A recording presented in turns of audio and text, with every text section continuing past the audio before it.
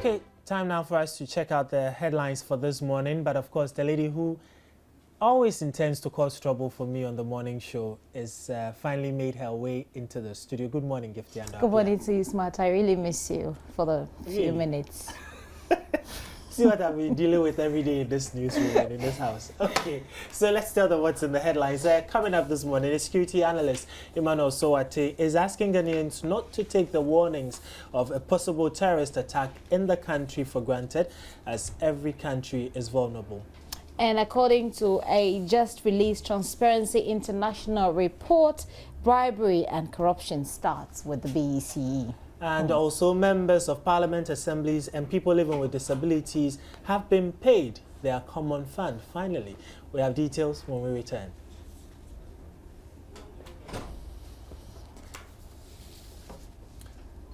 Okay.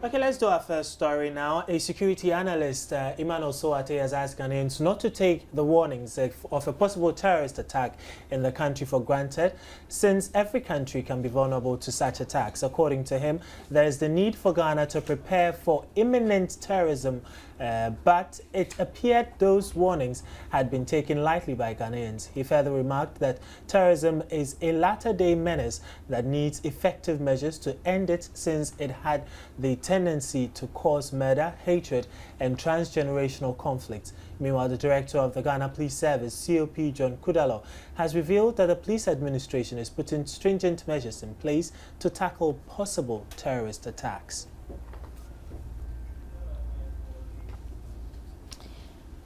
And in our second story, the Minister of Finance said that the economy in the second quarter grew by 6.1% as compared to 6.7% in the first quarter. According to the minister, the trend of growth in the second quarter saw the service and industrial sector lead with 9.2% and 2.5% respectively, as compared to a decline in the agricultural sector by 3.9%. According to the finance minister, the state of the economy from January to August 2013 presented an outlook for the rest of the year. He also presented statements of economic policies and recent development on the global and domestic economy.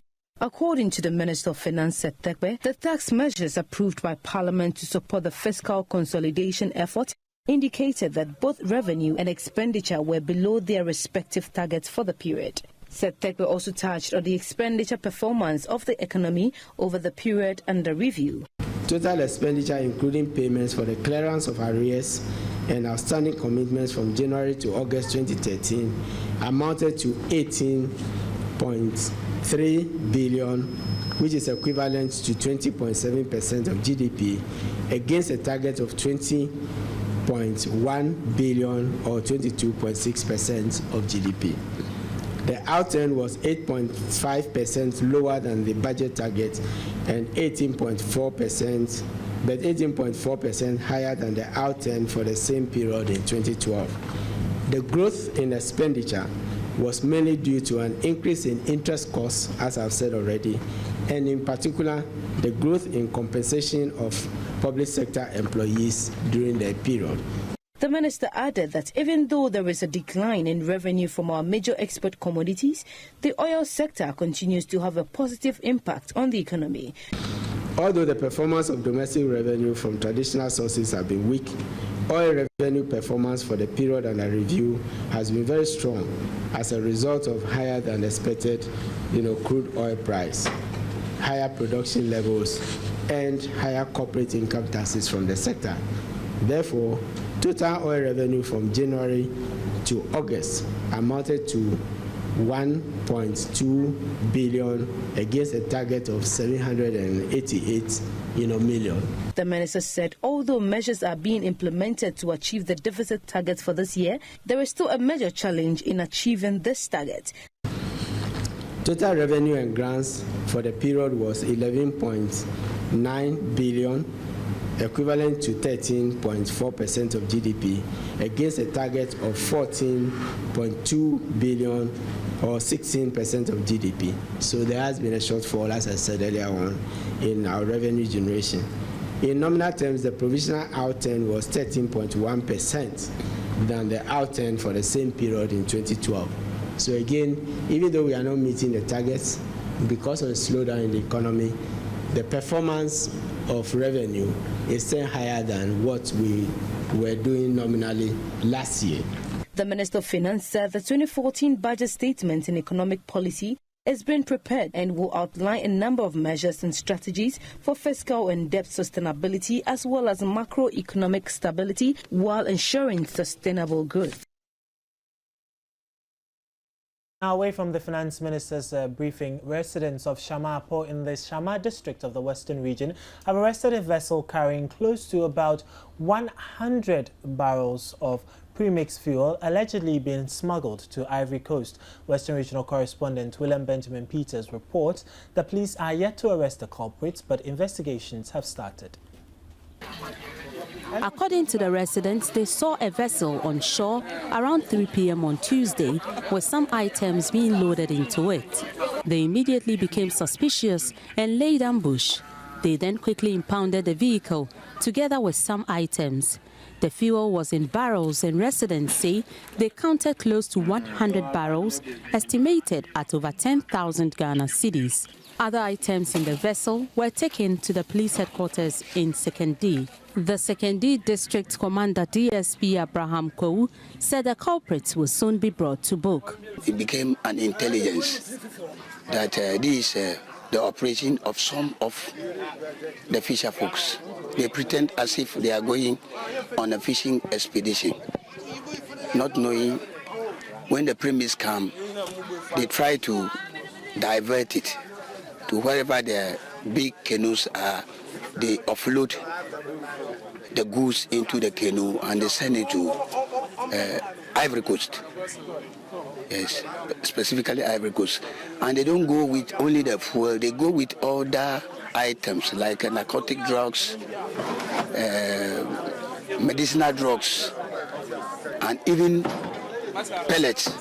The assemblyman for Shama Etifi electoral area, Joseph Isaiah Mensah, encouraged authorities to take up the matter and arrest perpetrators. The fishermen are always complaining that whenever there is promise in Shama, they don't get some to go to fishing. Now what can we do? They always come and complain to me. I say, Mama, what are you doing about? I say, Mama, what are you doing about? So that they should calm down. I know one day, God will come and the truth will prevail. The only thing is that I want to wait for the police investigation outcome. After that, now we will also come at it. The Western Regional Police Commander, DCOP Kofi Boachi, praised residents for the arrest. Obviously, without information or without the active participation of the public in this arrest, no policeman will have even known that this is something which is being smuggled to Ivory Coast. So all that I will say is that we need the public collaboration and active cooperation in fighting crime. And this is not restricted to only premise fuel smuggling, but in all crimes, especially in armed robbery and other violent crimes. We need people to be giving us the information which will lead to the apprehension of suspects and also for further investigation and prosecution. William Benjamin Peters report from the Western region. Away from the Western region now, prices of fish have gone up by at least 20%, effective Wednesday, October 2, 2013. Fish traders at the Malamata market in Accra say the increase is unavoidable, blaming it on the increase in the prices of premixed fuel. Not really. Market women will shy away from granting interviews on cameras. However, a visit to the Malamata market Wednesday morning painted a completely different picture. The fish traders from all corners of the market called for our cameras. Hey, Petro da kan. Akan papa. Yanto niamamu. Yanto shi fana pa metra se mo kon metwi na midi. President won hwe bibi nka mayen. Mr. Okwa ne ma ne boya den. Wo ka omo se sin a lot of fair yatum. Ele sama yanso yanto ade. Maybe say just 6 o'clock. My 20,000. We don't know be able free me ni match moko na media. I'm a going to crunch in him. And toast in him. And I'm with him. Me and I'm not my boca. And found to the cabinet they be free me. And toast in him. Yanto at the president one why and ye bread. Say ye bread pa patrona dawson. Tuesday, October 1, 2013, the National Petroleum Authority, NPA, reduced the prices of fuel by 4% and adjusted premix upwards by 23%. Currently, a gallon of premix fuel, which was sold at 37 cedis, is now going for 45 cedis. Since premix is the only fuel fishermen use in propelling the outboard motor of their canoes, when the prices increase, it automatically affects operational costs. I say, and I'm on the boy. Kata say, and I mean, yeah, but I haven't got no, and the boy did walk. I thought I made the so, and the boy did no. Nothing made me so many souls, my boca. Anka, and I'm on boss, no. I got boss, no, I told 500, 600. Say, I'm a ton 1.2, 1.4. Say, I'm a ton boss, no. Says, and I'm near 1.6, but says 1.8. 1.8 look of probably oben ebia I say wom. Oh, into market we price money per corner or buy no any boarding. Say first think I say me turn 25. But say me turn we 3 cedi, we 6. Oh. Say na me no boy din. Yenya ntie say enam bo na akosro. Akosro pa. First in Chichai, no, 1 year 20. They say 1 year 26, and in it, back could be 26. No one kind money. Tell me the 1 cedi na to. No, say I didn't know, and I'm not the bona cost. I say, Ebi no wentina, Ebia, but almost so called 1 year. First, Nanka, we no, the amitos is here, no, first, no. Mefano say last year, Puno, net yet me and me, no. 2 cedi. And now say same class any boy the cry at me no 3 cedi mai. Now so say the adani cry yent min ton me no cry 3 cedi biom ba ku 2 cedi and 2.5. Me buy chokra na me pano no the mam 2 cedi. Felix visits the Malamata market frequently and he complains of the sudden change in the price of fish. Yesterday I bought it's a big difference. Yesterday the fish I bought, okay, was less than what it is today. Okay, it seems the prices are going up. I don't know if it has something to do with the fuel prices, you know, the inconsistencies with the fuel prices. The traders, they're all complaining. They're all complaining about the fish prices going up, the fuel prices going up, and so they are saying they also have no choice but to you know, shoot up their price. Okay, so if you bought your salmon for 2 Ghana cedi yesterday, today when you're coming to the market, you need to get prepared because it is no longer going for 2 Ghana cedis. Now you're going to buy it for either 2 cedi 50 pesos or even more. So it is up to you to decide whether you want to continue consuming fish or something else because prices have gone up and it started today. I am Etonam Sid, reporting for Joy News. Okay, so you have it there. Fish prices gone up. Okay, let's just move on. We'll eat Willie. Willie? Yes. Who told you Willie price will not go up?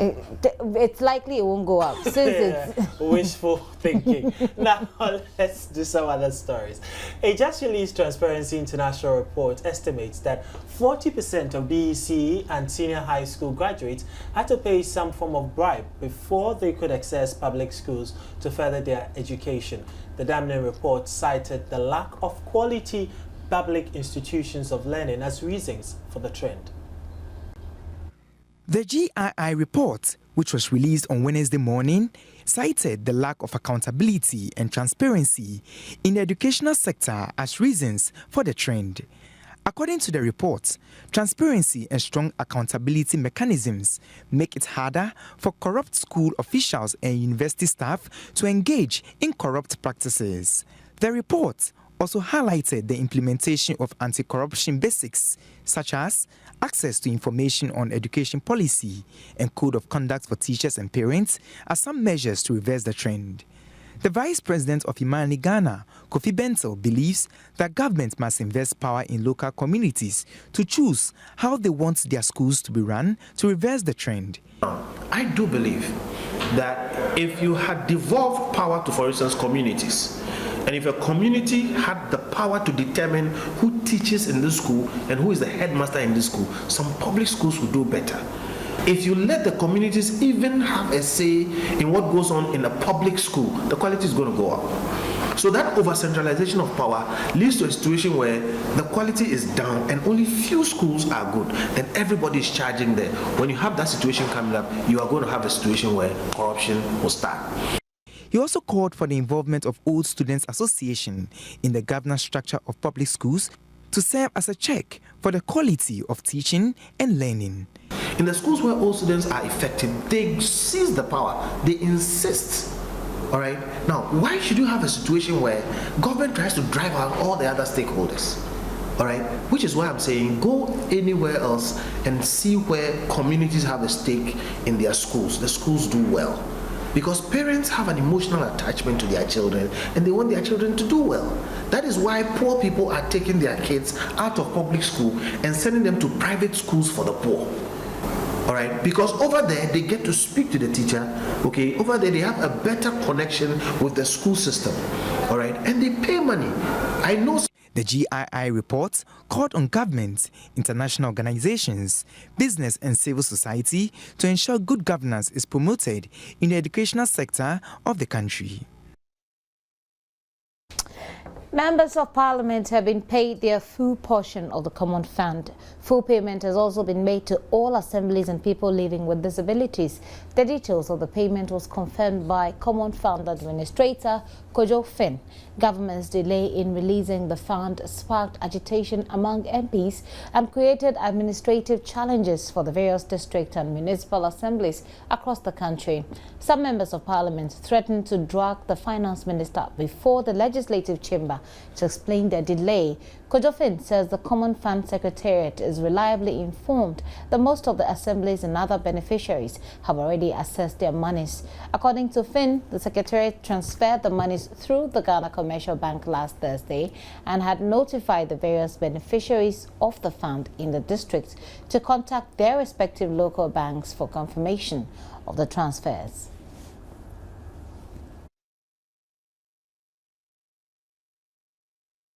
Well, that's some good news for the MPs, but away from them, the malaria control program is close to achieving its set target of ensuring 80% of Ghanaians sleep under treated insecticide mosquito nets by 2015. Medical entomologist Abba Wilmot announced this at the signing ceremony where the UK government's Department for International Development, or DFID, is supporting the program with $1.8 million.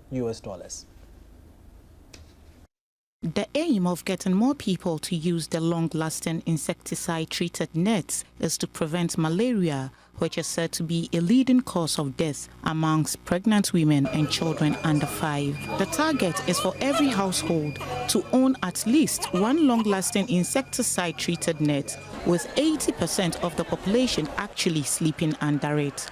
The $1.8 million from DFID is to help communicate the benefits of using insecticide nets in order to get more people to adopt the habit of sleeping under nets. Data that we have from this Hang a Net campaign shows that while availability really has increased a lot, only about usage is still between sort of 55% and 65%, depending on where we are. So there's still a significant gap between the target, between where we are and the target of 80%. With this new collaborative effort, we hope to build on the past successes of Hang a Net campaign and continue to use behavior and social change communication interventions to encourage proper use of nets and to get adults and children to actually sleep under their net every night. According to National Malaria Control Program, over 12 million nets were distributed and hanged during the door-to-door Hang a Net campaign. To sustain the achievements which we made through the door-to-door, we have instituted what we call the continual distribution or the keeper,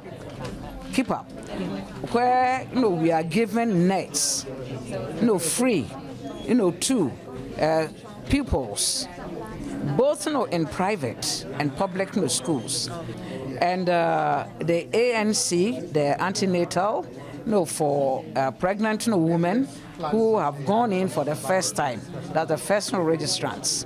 We are also giving them nets. This one gradually we are moving on. We've covered about 4 regions, and we are expecting more nets to take up the other regions. The door-to-door campaign was from 2010 to 2012, and the mop-up campaign is to capture those who were left out. 15,271 women were abused countrywide in 2012, and that's 2,365 more than 2011's 12,906 cases. 25-year-old Eva Sarkodie tells a story of abuse from her husband and an eventual acid attack which left her disfigured. Viewers are warned the pictures coming up could be disturbing.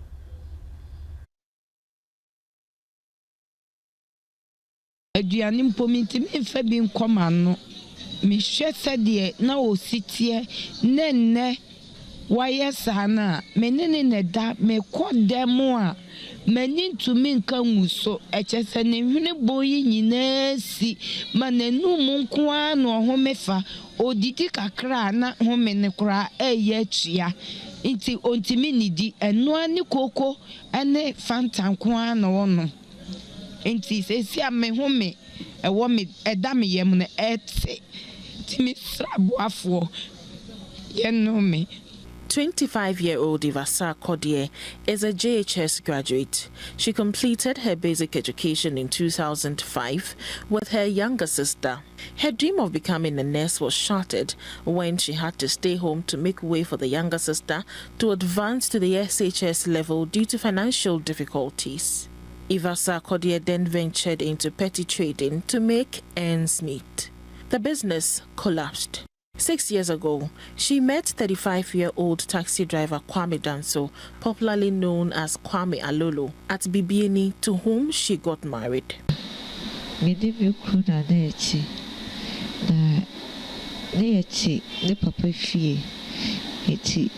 Daye na meba fo na ne wo fie ho eti de bia na etokwa tokwa ena kobo be papa bade ena papa ka che be se o dan wo gidi new site eti no aka membe wo me konko tena ho me do aduane wi a na makobe ba no ho eti be ma no so ye jealous so hu se me de be ba bi di koba na be fi o ne me ko na o be bo me. No, me catching papa to me to know a bonus was his son in near my Edibachi. Till Cotana, me papa then for 2 years, and me father and eighty. That the behind chocolate or casse, no anyways you are about when the Monsanson of Kakra. Now, Upremi. Kwame Danso allegedly threw acid on her, burning her face, chest, back, and other parts of her body. See, Tabo too free feel hono. Thursday, we travel 4 months. It's 1 for chronic but it's yes, so you alcohol cobodan. It's 4 months, moment that them one. Now, the come crew, my catcher me said, oh, to know Jada deck or it's over Baby deck.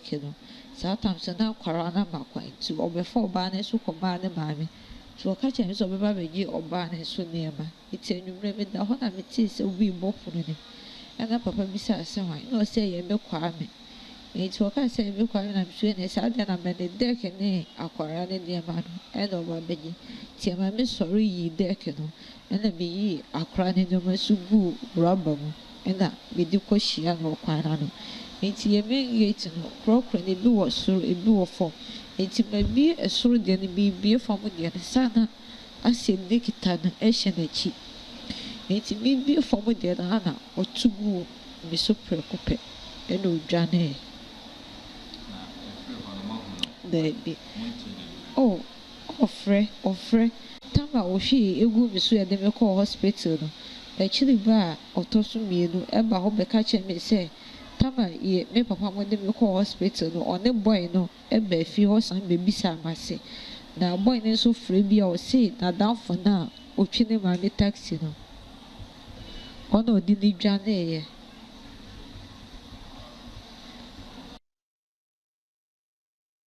That's a rather disturbing story, especially on a morning like this, but we do hope the guy who perpetrated the act will be arrested, because we understand he's currently at large. But to another story this morning, floating drivers in the capital say they are bent on embarking on their strike come Monday, October 7, to defy a directive by the AMA to register with particular lorry stations or join a transport union. According to them, it is not feasible to operate from a particular lorry station since those already in existence are congested and less economical. Matilda Nyakwaden has visited some taxi stations and has filed this report. When the news team visited the taxi ranks, the general impression was that the roaming drivers did not want to join the GPRTU for fear of submitting to regulations and being controlled, even though some of the unionized drivers conceded that there is no room for new entrants. They allege some drivers have had the opportunity but simply chose to freelance. To a station, you'll be asked, don't do this, don't do that, maintain your car, pay this toll, pay this levy and stuff like that. And those are the things they feel when they are on their own. Nobody controls them, they can move anywhere, they don't have to pay anything to anybody. The spaces are limited. Yes, it is true. Now, it is not everybody who wants to sell that can get access to our markets. It is true. And therefore, it is true that it is not every driver who can get access to the lorry parks. But some have privilege that they should have used to join. Long time that you should be members, but because they don't want to be controlled, they decided to stay out. So the thing is in two folds. Those who genuinely want to get to unions that are not getting, and those who don't want to join any union at all.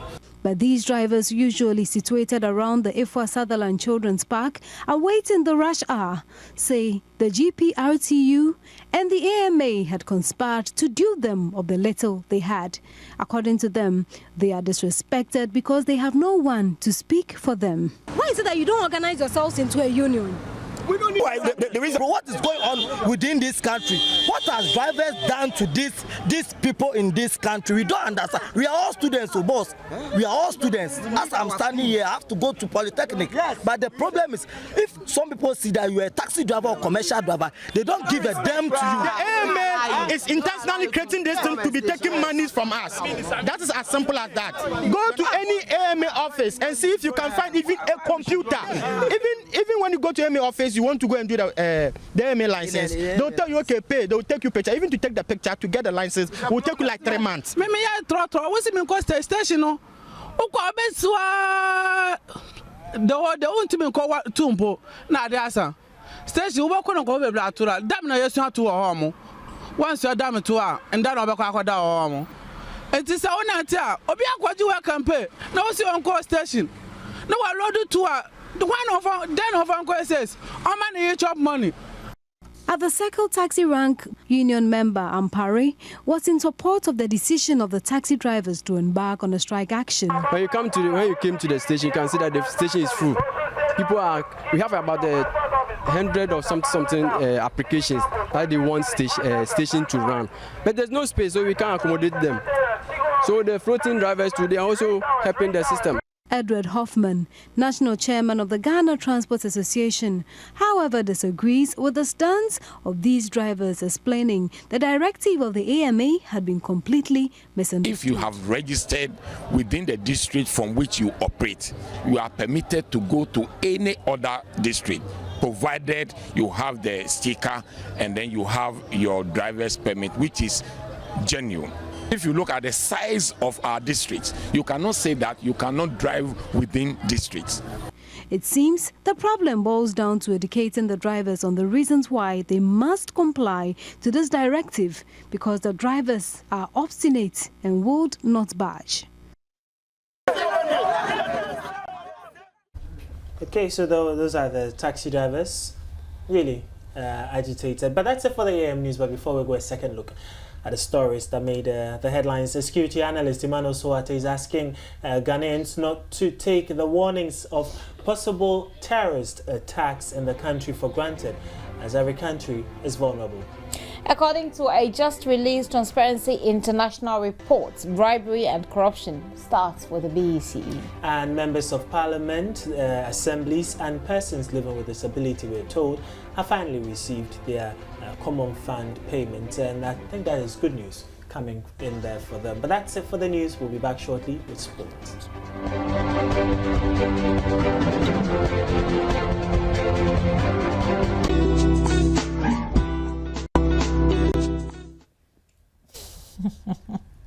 Time now for some sports, and indeed you have your authentic analyst here, Gifty and Rapia. But I'll leave most of the job to Smart to do. How does that make you the analyst? Yeah, we don't talk. You know, the analyst, we don't just talk. You know, analysts come and sit down and they analyze issues. So not all the time. Not all the time. So as I have delegated, you know, let's roll. Okay, let's roll. And we'll start with the results from last night's Champions League matches. Bayern Leverkusen actually beat Real Sociedad 2-1. Shakhtar Donetsk and Manchester United drew 1-0. Juventus and Galatasaray also drew 2-2. Real Madrid 4, FC Copenhagen 0. Anderlecht 0. Olympiacos 3. No, that sounds very much like the days when they used to draw the lotto on the TV. I'm sounding very much like them. Okay, Paris Saint-Germain also beat Benfica 3-0. And then CSK Moscow beat Victoria 3-2, and Manchester City also lost to Bayern Munich 3-1. So those are the results from last night's Champions League. But now let's look at the fixtures for the Europa League tonight. It's coming up on your screens shortly. And tonight, Cuban will play Valencia. Swansea City comes up against St. Gallen. Coron Moritz. What's wrong with me this morning? Come up against PSV Eindhoven. Ludogorets also play Dynamo also tonight. And then we have Bordeaux coming up against Maccabi Tel Aviv. Racing coming up against FC Thun. Rapid Vienna, Dynamo Kiev. Liberec against Estoril. Seville playing SC Freiburg also tonight, and quite a number of matches. I think I missed some on the first list. Sevilla FC playing Freiburg SC. I think I mentioned that, or didn't I? No, you didn't. I think you didn't start. But no, Europa League fixtures, yeah. But as you can see on your screen, and I'm sure you know, if you have a favorite in any of these teams, you know by now. The analyst is talking. Okay, still after that, Lyon will play Gomeres. Rijeka will play Real Betis. Legia also will play Apollon. Trabzonspor will come up against Lazio. And then Tottenham Hotspurs will come up against Annecy. Tromsø will come up against Sheriff Tiraspol. Shakhtar will come up against Maccabi Haifa. And Alkmaar will play PAOK Salonika. Sure. Okay, so those are the fixtures. And I'm sure you'll be looking out for, you'll be looking out for how these games are going to go tonight. And as I'll also be monitoring to bring you some in-depth analysis later on tomorrow. So you're waiting for your analysis, but still some more sports stories. The Sports Ministry last Tuesday directed the gate fees for the crucial World Cup qualifying Kumasi on October 15, 2013 to be reduced. And this follows a wave of appeals and lobbying by supporters, sections of the media and some football stakeholders who felt that the price hikes were simply too high and probably unacceptable, in my own words. Deputy Sector Minister Joseph Yamin explains the situation to Joy News. Let's go.